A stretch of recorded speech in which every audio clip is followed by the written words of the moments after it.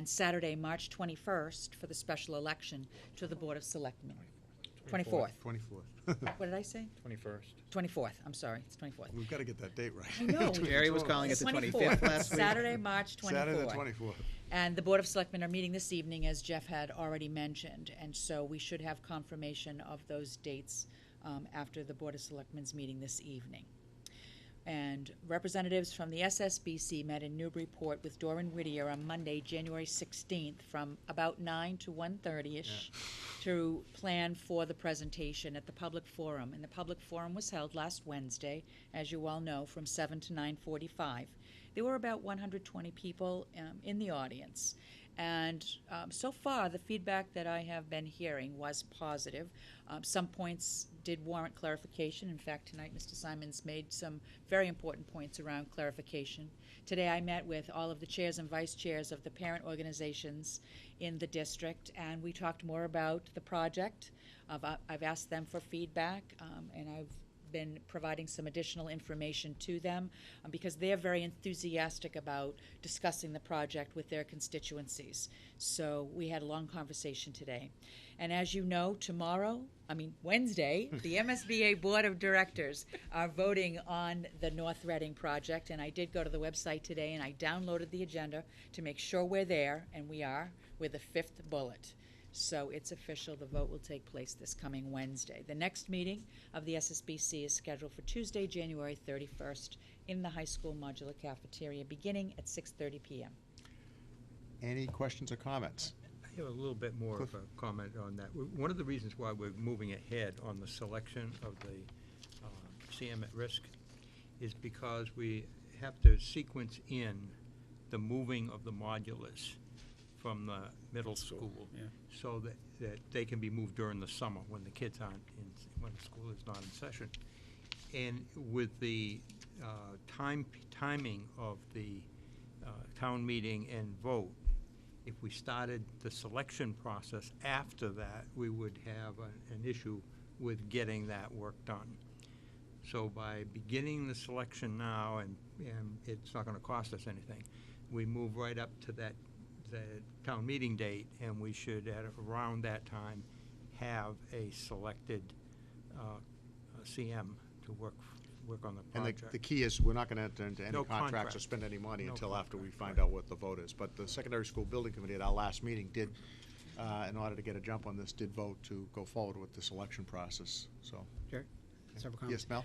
First, I want to apologize to Mrs. Castro if I was a little short with her. I just sometimes get discouraged at what I see as this societal apathy that we have not only in North Reading, and while 120 people is a nice number, we have almost 15,000 people live in this town. And We couldn't get them all into that auditorium. Mel. we could squeeze, but we could use the auxiliary. But you're missing a great show when you don't come to these events. That event last week, the job that the committee did, that our architect did, that PMA did, was phenomenal. The videos, the images, the graphics, the renderings, you could get a really great feel for what that school was all about. And I'm sure we'll have a couple more of those after the vote, but you really need to see this project. Whether you support it or whether you're against it, you really need to see this project. And that's important. We're not telling people how to vote. We just want to make sure people have the information so that they understand what's there, what this project's about, and then they can make their own decision. Right. I mean, we're not going to tell them you need to vote for this. We're going to tell them, look, here's the information, you decide. And The if they second don't- thing I want to, and maybe I don't think everybody understands what the CM at risk is, probably including me, so I'll explain it wrong, then you can clear it up. But Not no, me, the Cliff. CM at risk is the construction manager at risk. And basically, you hire them, and they basically say, this is how much we're going to do that project for, correct? Yes. And They they are- have a great incentive to bring that project in at or under budget, correct? Right. So if you could explain it just in lay terms, so. The CM at risk is, the CM part of that is the construction manager. And what they're doing is actually acting as the general contractor. They take the job as the general contractor, and we pay them what they would get as a fee and profit if they were the general GC. contractor. Right. They go about all of the subcontractors. They bring the subcontractors into the project. They manage the project. They make sure that the timing is right and that everything gets done in an appropriate way. Along the way, they're working with subcontractors that they're familiar with. And those subcontractors aren't just coming for that project. They're coming for that project, or this project, and all of the other projects that they're going to relate to that construction manager on. So they have an interest in doing things right for that. They're not going to get chosen otherwise. Right. And so we are first off able to select a very good contractor, and then they are going to manage the job for us. They have no incentive to spend extra money. Right. And in fact, they have an interest in saving us money. And that's gonna be reflected when when the bids come in from the subs. Correct. That they're gonna have to fit within this Right. budget that we have. They give us a fixed number up front. They're going to get the job in for us for that much money. If they're able to save money along the way, that's our money. Right. We get to keep that. So it has a lot of advantages. They're able to move ahead from the beginning of the project before it's completed. They're going to be able to start doing foundations before we have the rest of the structures all designed, because they can hire a sub to do that. They don't need the final drawings. They need information from the architect. Now, some of the things you got to wait until the end, but a lot of things that are long lead, so they're able to shorten the construction period. They're able to move ahead much more smoothly.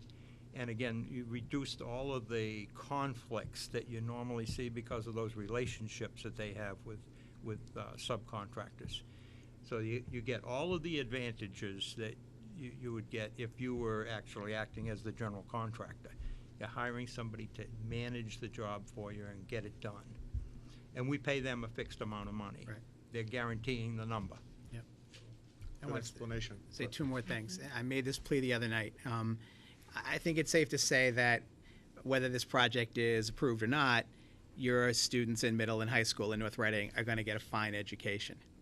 But they're not going to get the education they need for the 21st century. That cannot be done in either of these buildings.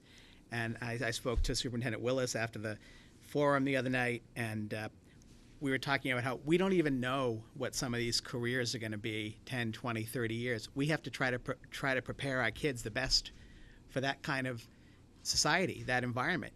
We have to train them to be critical thinkers and problem solvers. And a lot of those things that we need to do that don't exist in these buildings.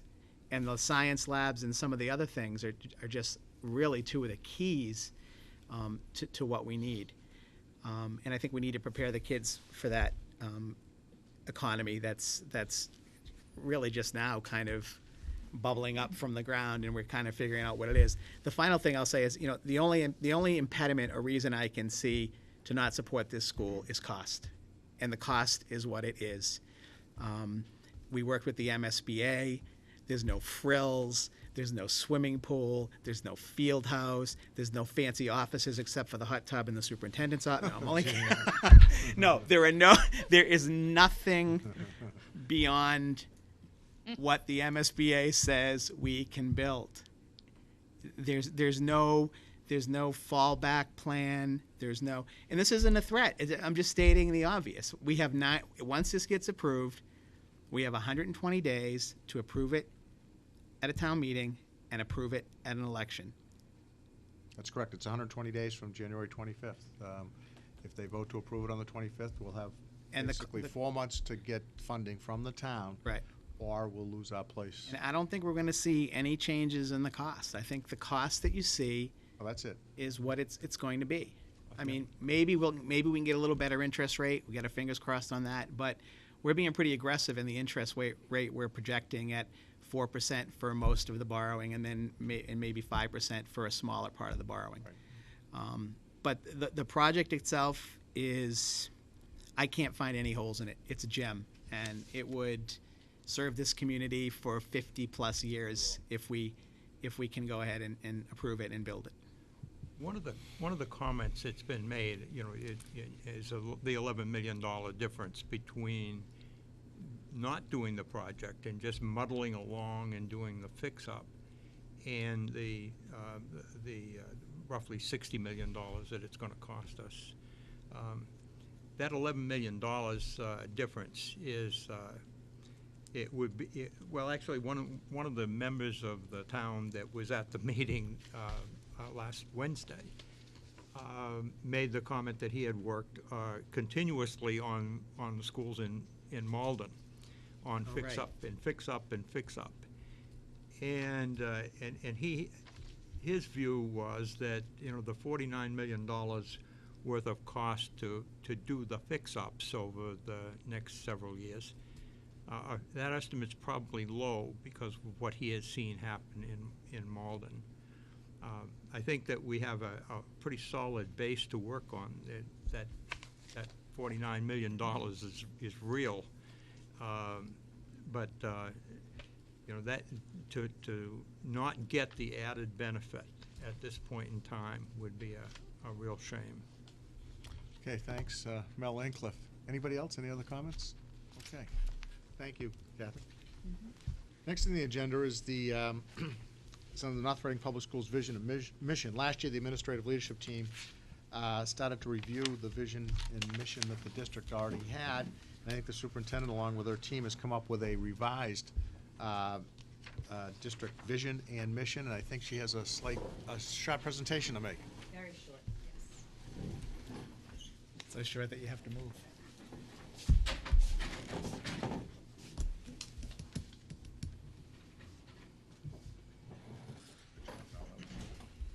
In the new library, we'll have Yes, we'll have it come from the ceiling, right, or somewhere. You won't be pushing a cart around.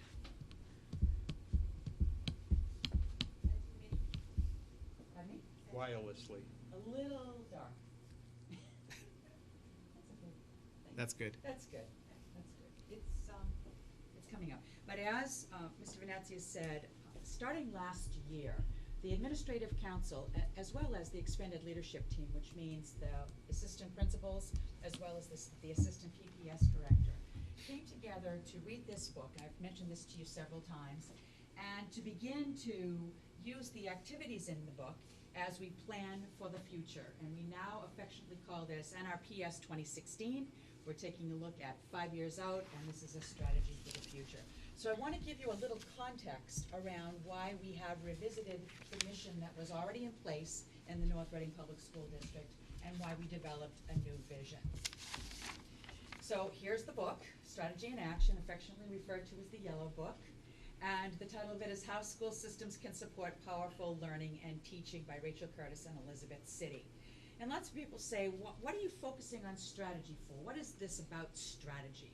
And I think it's very important to take a look at this particular definition that was included in the book by a researcher noted below. And she talks about strategy is a set of actions that an organization uses, and these are deliberate actions that are like puzzle pieces that fit together to provide a clear picture of where we're going and what we're doing and what we want to accomplish. And all of it is about accomplishing a collective purpose. Another question that people often ask is, what's the difference between a strategic plan and strategic development? So on the left side, you can see some of the attributes of a strategic plan as opposed to attributes of effective strategy development. When we take a look at status quo, we talk about focusing on organizing the current work in a school district as opposed to innovation that's drawing on research about best practices and where we want to go.